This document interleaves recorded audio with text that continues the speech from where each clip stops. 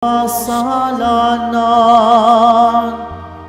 Kaawaan mo ako, O Diyos, ayon sa iyong kabutihan, ayon sa laki ng iyong habang, pawiin ang aking kasamaan.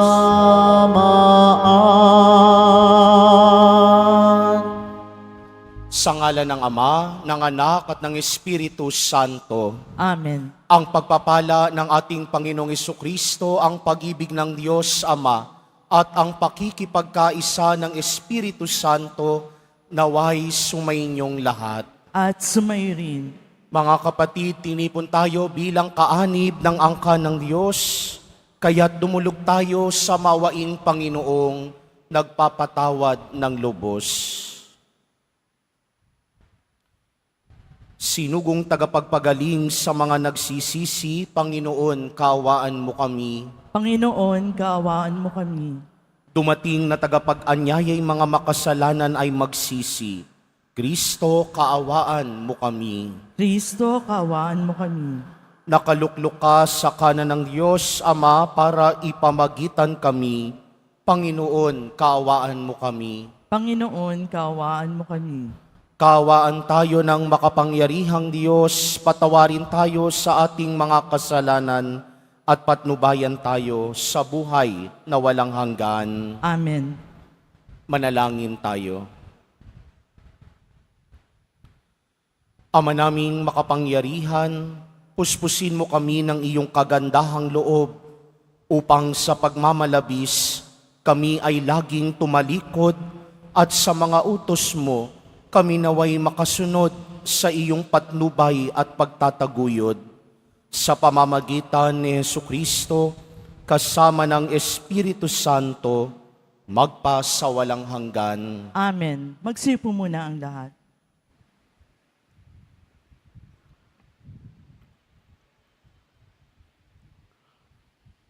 Pagbasa mula sa aklat ni Propeta Oseas. Ito ang sabi ng Panginoon, Israel, malumbalik ka na sa Panginoon na iyong Diyos. Ang pagbagsak mo ay bunga ng iyong kasamaan. Dalhin ninyo ang inyong kahilingan. Lumapit kayo sa Panginoon at sabihin ninyo, patawarin mo na kami. Kami iyong kahabagan at tanggapin. Maghahandog kami sa iyo ng pagpupuri. Hindi kami maililigtas ng Assyria. Hindi kami sasakay sa mga kabayo. Hindi na naming tatawagin Diyos ang mga larawang ginawa lamang ng aming mga kamay. Sa iyo lamang makatatagpo ng awa ang mga ulila. Sabi ng Panginoon, patatawarin ko na ang aking bayan. Mamahalin ko sila ng walang katapusan, sapagkat mapapawi na ang aking galit. Ako'y matutulad sa hamog na magpapasariwa sa Israel at mamumulaklak siyang gaya ng liryo. Mag-uugat tulad ng matibay na punong kahoy. Dadami ang kanyang mga sanga. Gaganda siya tulad ng puno ng olibo at hahalimuyak gaya ng Libano. Magbabalik sila at tatahan sa ilalim ng aking kalinga. Sila'y ayabong na gaya ng isang halaman. Mamumulaklak na parang punong ubas, at ang bangoy katulad ng alak mula sa Libano. Efraim, lumayo ka na sa mga Diyos-Diyosan. Ako lamang ang tumutugon at nagbabantay sa iyo. Ako'y katulad ng sipres na laging luntian, at mula sa akin ang iyong bunga. Ang mga bagay na ito'y dapat unawain ng matalino at dapat mabatid ng marunong. Matuwid ang mga daan ng Panginoon, at doon tumatahak ang mabubuti. Ngunit madarapa ang mga ngahas na sumuway. Ang salita ng Diyos. Salamat sa Diyos.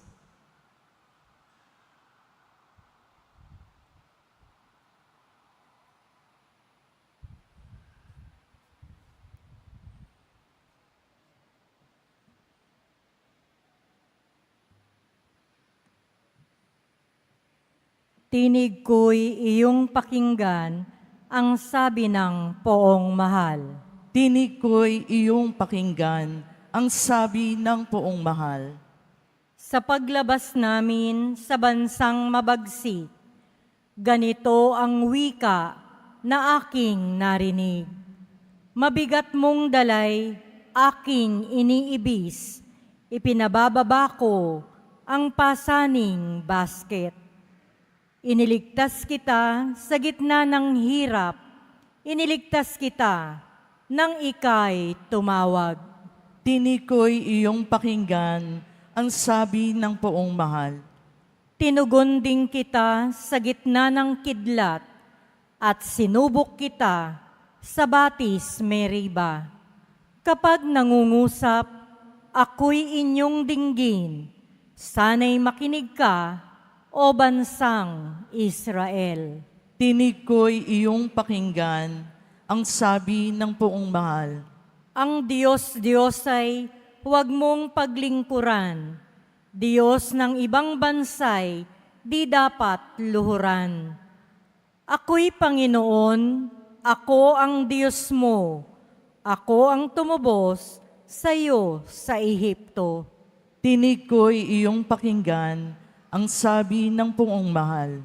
Ang tangi kong hangad, sana ako'y sundin. Sundin ang utos ko ng bayang Israel. Ang lalong mabuting bunga nitong trigo, ang siyang sa inyo'y ipapakain ko. At ang gusto ninyong masarap na pulot, ang siyang sa inyo'y aking idudulot. Tinig ko'y iyong pakinggan ang sabi ng poong mahal. Magsitay na po ang lahat.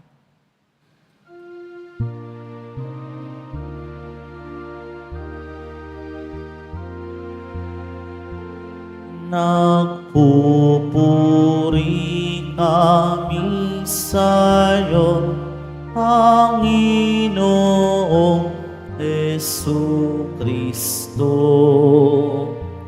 Nagpupuri kami sa'yo, Panginoong Jesucristo. Sinabi ng poong mahal, kasalanan ay talikdan, pagsuway ay pagsisihan. Maghahari ng lubusan ang poong Diyos na may kapal. Nagpupuri kami sa'yo, Panginoong Jesucristo. Sumainyo ang Panginoon. At sumairin. Ang mabuting balita ng Panginoon ayon kay San Marcos. Papuri sa iyo, Panginoon. Noong panahong iyon, lumapit ang isa sa mga eskriba kay Jesus at tinanong siya, "Alin pong utos ang pinakamahalaga?" Sumagot si Jesus, "Ito ang pinakamahalagang utos. Pakinggan mo, O Israel, ang Panginoon na ating Diyos, siya lamang ang Panginoon. Ibigin mo ang Panginoong mong Diyos ng buong puso, ng buong kaluluwa, ng buong pag-iisip at ng buong lakas. Ito naman ang pangalawa, ibigin mo ang iyong kapwa gaya ng iyong sarili. Wala nang ibang utos na hihigit pa sa mga ito." "Tama po, Guro," wika ng eskriba. "Totoo ang sinabi ho ninyo. Iisa ang Diyos at wala nang iba liban sa Kanya. At ang umibig sa Kanya ng buong puso, buong pag-iisip at buong lakas, at ang umibig sa kapwa gaya ng sarili ay higit na mahalaga kaysa magdala ng lahat ng handog na susunugin at iba pang mga hain." Nakita ni Jesus na matalino ang kanyang sagot, kaya't sinabi niya, "Malapit ka nang mapabilang sa mga pinaghaharian ng Diyos." At wala nang nangahas magtanong kay Jesus mula noon. Ang mabuting balita ng Panginoon. Pinupuri ka namin, Panginoong Hesukristo. Magsipong muna ang lahat. Magandang umaga po sa inyong lahat. Maligayang pagbabalik muli sa Basilica Menor at Pambansang Dambana ni Jesus Nazareno. Ngayon ay ang huling Biyernes sa buwan ng Marso. Kaya naaakma lamang ngayong kahuli-hulihang Biyernes sa buwan na ito, pagnilayan natin ang kahalagahan ng rurok ng ating pananampalataya. Walang iba kundi ang pagmamahal. Kung maalaala natin itong mga nagdaang araw, narinig natin sa pagbasa, tinanong din si Jesus, ano ba ang saysay ng batas? Ano ba ang pagsasakatuparan ng batas?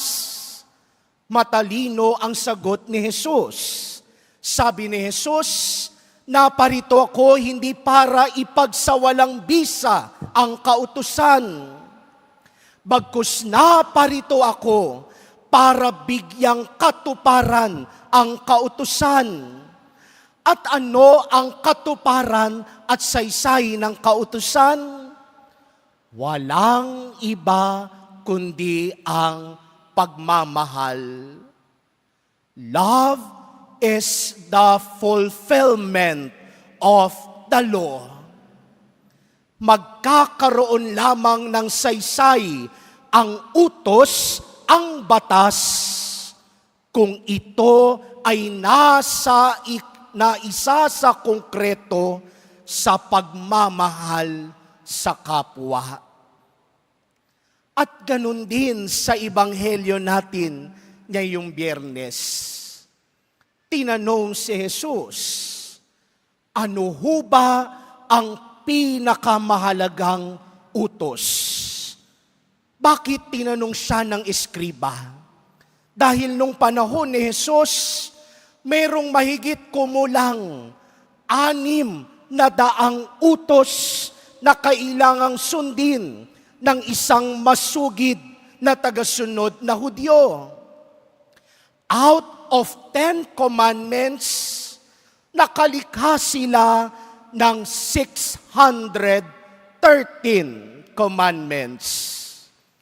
Kaya tinanong siya ng eskriba, Guro, ano po ba ang pinakamahalaga sa 600 na utos na iyon?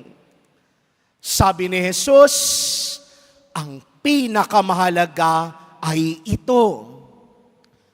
Makinig ka, O Israel. Ang Panginoong Diyos mo lamang ang nag-iisang Panginoon. Ibigin mo ang iyong Panginoong Diyos ng buong puso, pag-iisip, kaluluwa at lakas. Para sa mga Hudyo, ang makinig at ibigin ng Diyos ang pinakamahalaga sa lahat. Kaya siguro tama yung sinasabi ng iba. Kung pagsasamahin natin ang hugis at forma ng ating mga tenga, makalilikha din ng puso. Dahil ang pakikinig dapat nagtatapos sa pagmamahal. At ang pagmamahal na isa sa konkreto dapat sa pagmamahal sa kapwa. Kaya dugtong ni Jesus, at ito naman ang pangalawa, ibigin mo ang iyong kapwa gaya ng pag-ibig mo sa iyong sarili. Mula sa pakikinig na ihahayag natin ang totoong pagmamahal sa Diyos at pagmamahal sa kapwa. Kaya siguro ang magandang tanuhin, lalo tigit ngayong panahon ng Kwaresma, marunong ka pa bang makinig? Pinakikinggan mo pa ba ang asawa mo? Pinakikinggan mo pa ba ang magulang mo? Pinakikinggan mo ba ang mga pangyayari sa paligid mo?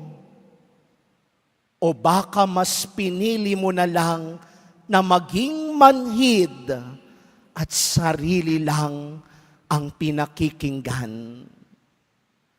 Kaya nga, formula ang ginamit ni Jesus.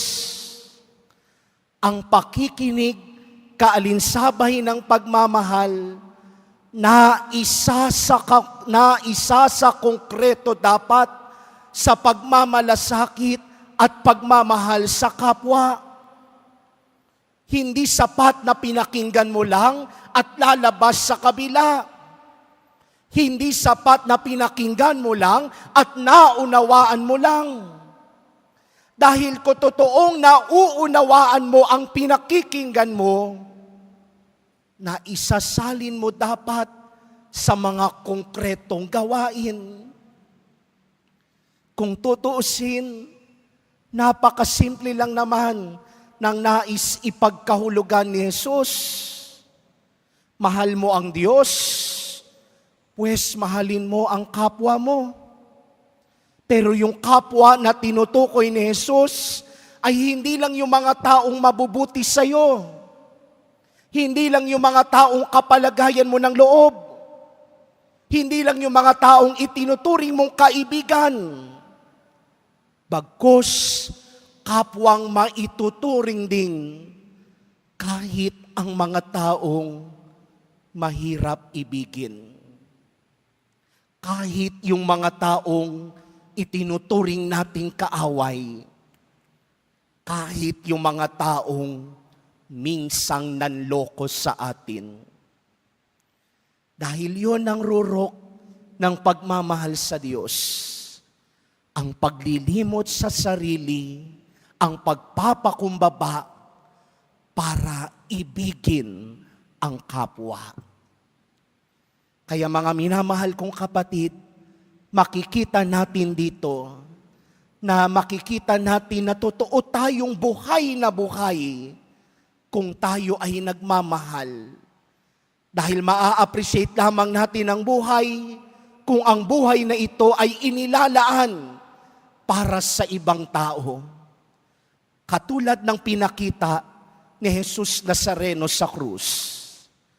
Ang buhay na meron siya ay buhay na ipinagkaloob niya sa ating mga dukha. Ang buhay na meron siya ay buhay para sa atin, para ipangtubos sa atin mula sa kadustaan. Ang buhay na meron siya ang naging susi natin para makapasok sa langit. Kaya sa misang ito, yan ang grasyang hihilingin natin kay Jesus Nazareno. Matutunan sana nating ibigin ng Diyos sa pamamagitan ng pakikinig at pagmamahal sa kapwa. Magsitayo na po ang lahat.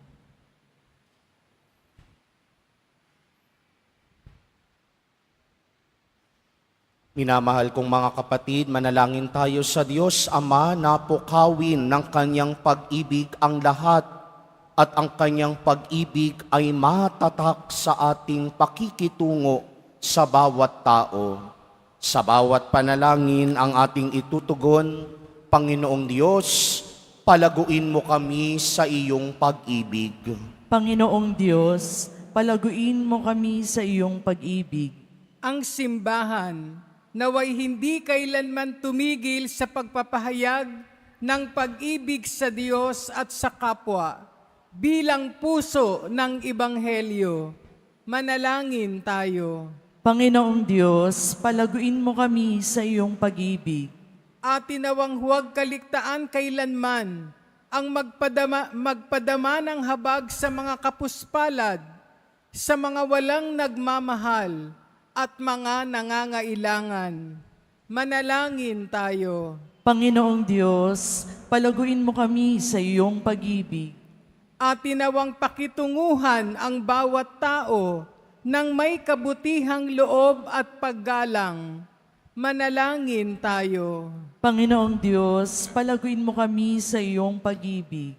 Ang mga may sakit at matatanda, naway magkaroon tayo ng higit na habag sa pamamagitan ng banayad na pagpukaw ng Espiritu Santo. Manalangin tayo. Panginoong Diyos, palaguin mo kami sa iyong pag-ibig. Ang ating yumaong mga mahal sa buhay, naway ihatid ni Kristo sa kanyang walang hanggang kaharian. Manalangin tayo. Panginoong Diyos, palaguin mo kami sa iyong pag-ibig. Ama naming Diyos, tulungan mo kaming ibigin ka at ang aming kapwa ng walang hangganan katulad ng ginagawa mo. Tinadalangin namin ito sa pamamagitan ni Kristong aming Panginoon. Amen. Magsipo muna ang lahat.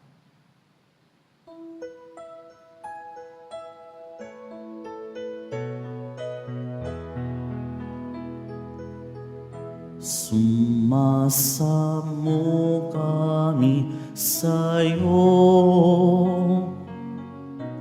marapatin yaring alay. Panginoon, tanggapin mo itong alak at tinapay. Sa'yo poon aming handog, buong puso't pag-iisip, ilayo mo sa panganib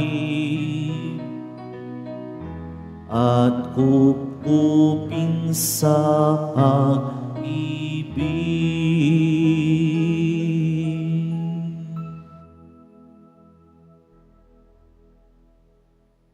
Magsitayo na po ang lahat. Manalangin kayo mga kapatid upang paghahain natin ay kalugdan ng Diyos amang makapangyarihan. Tanggapin nawa ng Panginoon itong paghahain sa iyong mga kamay, sa kapurihan niya at karangalan sa ating kapakinabangan at sa buong sambayanan niyang banal.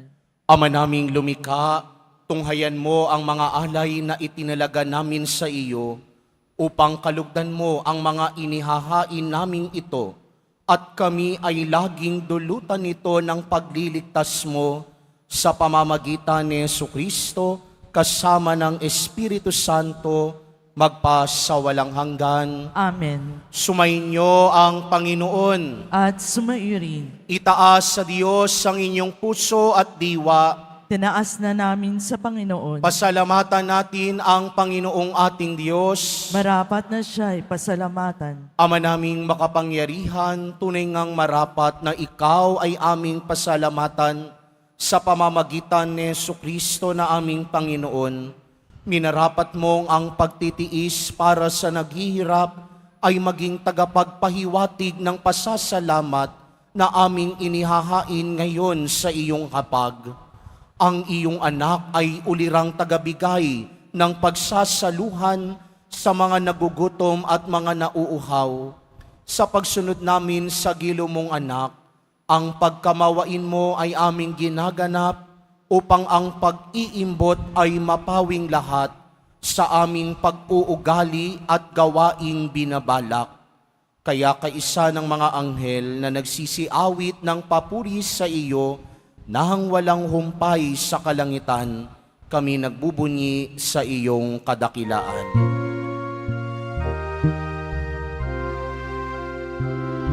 Santo, Santo, Santo, Panginoong Diyos ng mga hukbo, napupuno ang langit at lupa ng kadakilaan mo. Hosana, Hosana, Hosana sa kaitaasan. Hosana, Hosana, Hosana sa kaitaasan. Pinagpala ang naparirito sa ngalan ng Panginoon. Hosana, Hosana, Hosana sa kaitaasan. Hosana, Hosana, Hosana sa kaitaasan. Magsilod po ang lahat. Ama naming banal, ikaw ang bukal ng tanang kabanalan, kaya't sa pamamagitan ng iyong Espiritu, gawin mong banal ang mga kaloob na ito upang para sa amin maging katawan at dugo ng aming Panginoong Hesukristo.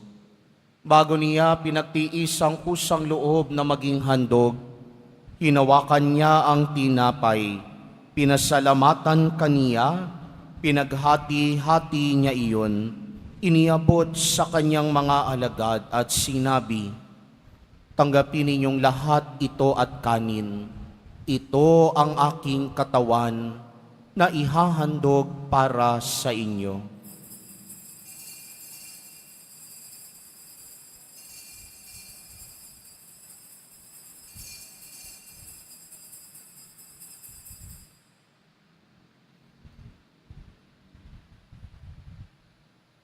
Gayun din naman noong matapos ang hapunan, hinawakan niya ang kalis. Muli kanyang pinasalamatan, iniabot niya ang kalis sa kanyang mga alagad at sinabi, "Tanggapin ninyong lahat ito at inumin. Ito ang kalis ng aking dugo, ng bago at walang hanggang tipan. Ang aking dugo na ibubuhos para sa inyo at para sa lahat, sa ikapagpapatawad ng mga kasalanan. Gawin ninyo ito sa pag-alala sa akin.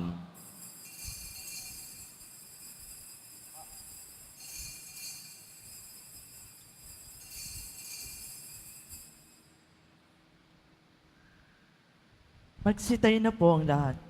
Ipagbunyi natin ang misteryo ng pananampalataya. Si Kristo'y namatay, si Kristo'y nabuhay, si Kristo'y babalik sa wakas ng panahon. Ama, ginagawa namin ngayon ang pag-alala sa pagkamatay at muling pagkabuhay ng iyong anak, kaya't iniaalay namin sa iyo ang tinapay na nagbibigay buhay at ang kalis na nagkakaloob ng kaligtasan. Kami nagpapasalamat dahil kami iyong minarapat na tumayo sa harap mo para maglingkod sa iyo.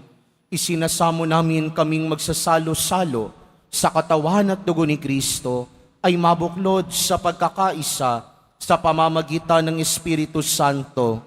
Ama, lingapin mo ang iyong simbahang laganap sa buong daigdig.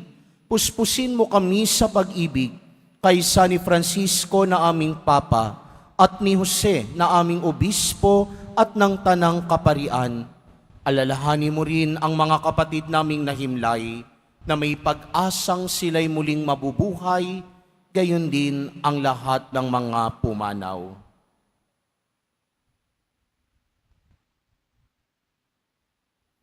Kawan mo sila at patuloyin sa iyong kaliwanagan.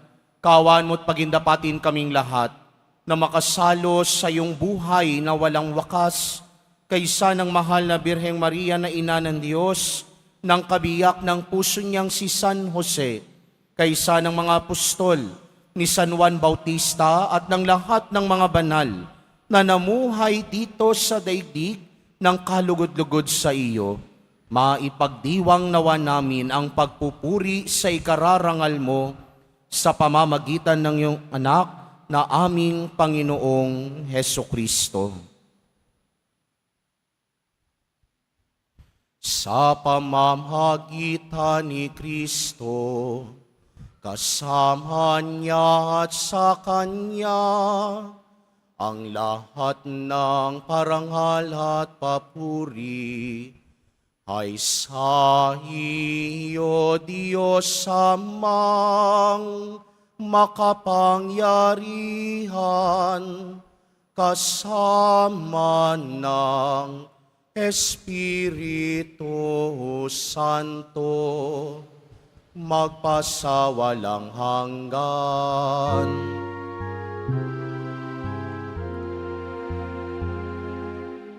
Amen.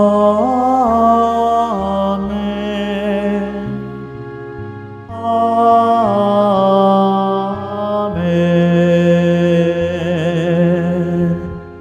Sa tagubilin naman nakagagaling na utos at turo ni Jesus na Panginoon natin at Diyos, ipahayag natin ng lakas loob.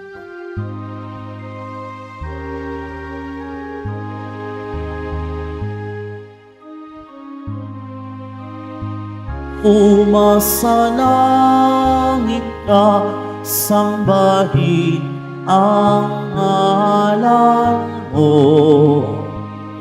Mapasa amin ang kaharian mo, sundin ang loob mo. Dito sa lupa para ng sa langit, bigyan mo kami ngayon ng aming kakanin sa araw-araw, at patawarin mo ang aming mga sala para ng pagpapatawad namin sa nagkakasala sa amin. At huwag mo kaming ipahintulot sa tukso, at iadya mo kami sa lahat ng masama. Hiniling namin kami adya sa lahat ng masama, pagkalooban ng kapayapaan araw-araw, iligtas sa kasalanan at ilayo sa lahat ng kapahamakan, samantalang aming pinananabikan ng dakilang araw ng pagpapahayag ng tagapagligtas naming si Hesu Kristo. Sapagkat iyo ang kaharian at ang kapangyarihan at ang kapurihan magpakailanman. Amen. Panginoong Hesu Kristo, sinabi mo sa iyong mga apostol, kapayapaan ang iniiwan ko sa inyo, ang aking kapayapaan ang ibinibigay ko sa inyo. Tunghayan mo ang aming pananampalataya at huwag ang aming pagkakasala. Pagkalooban mo kami ng kapayapaan at pagkakaisa ayon sa iyong kalooban, kasama ng Espiritu Santo, magpasawalang hanggan. Amen. Ang kapayapaan ng Panginoon ay laging sumainyo. At sumairin. Magbigayan kayo ng kapayapaan sa isa't isa.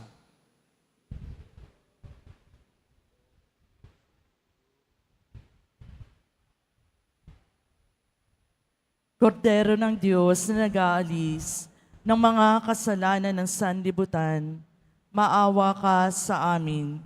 Kordero ng Diyos na nag-aalis ng mga kasalanan ng sanlibutan, maawa ka sa amin. Kordero ng Diyos na nag-aalis ng mga kasalanan ng sanlibutan, ipagkaloob mo sa amin ang kapayapaan, magsilid po ang lahat.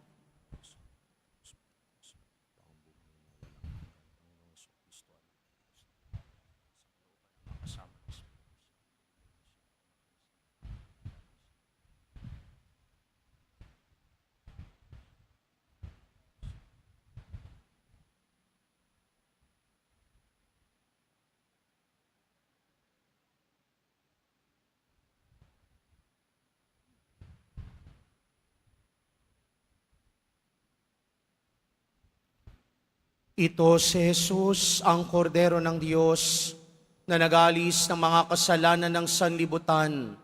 Mapapalad ang mga inaanyayahan sa kanyang piging. Panginoon, hindi ako karapat-dapat na magpatuloy sa iyo, ngunit sa isang salita mo lamang ay gagaling na ako.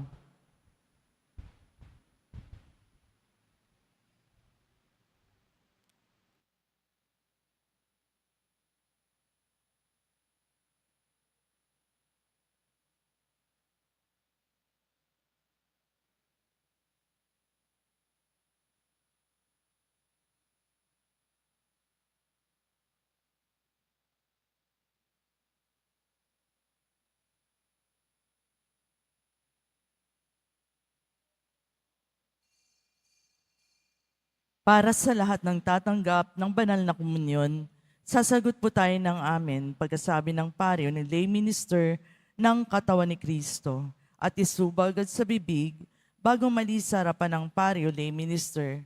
Sumunod po tayo.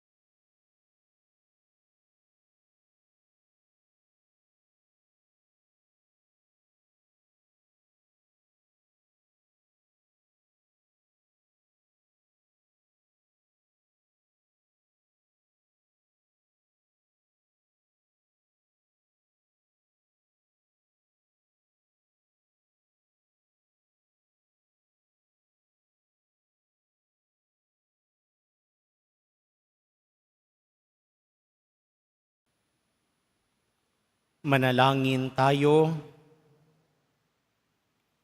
Ama naming mapagmahal, padaluyin mo sa buo naming katauhan ang iyong ginaganap para sa aming kapakanan, upang sa pagsasalo namin sa pakikinabang, ang ganap mong pagliligtas ay aming makamtan. Sa pamamagitan ni Jesucristo, kasama ng Espiritu Santo, magpa sa walang hanggan. Amen. Sumainyo ang Panginoon. At sumairin. Mahal na pong Isus Nazareno, inihag mo sa pamamagitan ng krus ang walang maliw na pag-ibig ng Diyos sa sangkatauhan. Pakinggan mo po ang kahilingan, lalo na para sa mga nangangailangan ng iyong tulong at awa. Makamtan nawa namin ang iyong kasagutan na may utang na loob na tinatanaw. Basbasan din po ninyo itong mga imahen at dasalan upang lalo kaming manalangin at magtiwala.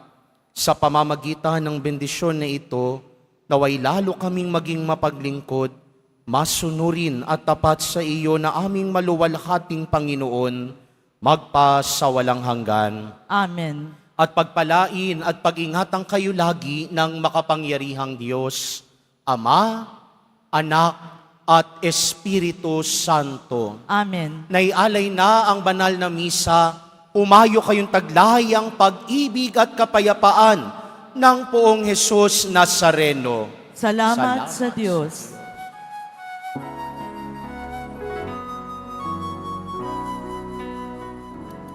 Nuestro Padre Jesus Nazareno, sinasamba ka namin, pinipintungo ka namin, aral mo ang aming buhay at kaligtasan.